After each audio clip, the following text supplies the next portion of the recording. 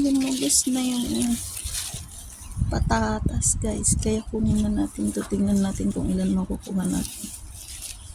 Ayan na siya. Bakit?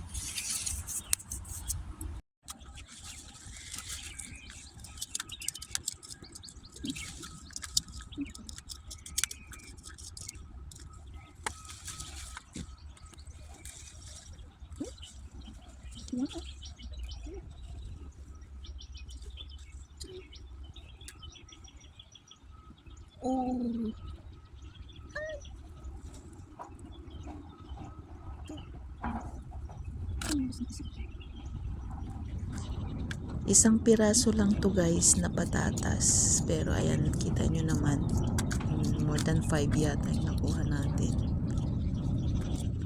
Ang saya, nakakatuwa lang kasi yung una kong sinubukan na itinanim nun, sobrang liit yung nakuha ko nang na-harvest ko yun, pero ito ngayon nakakatuwa.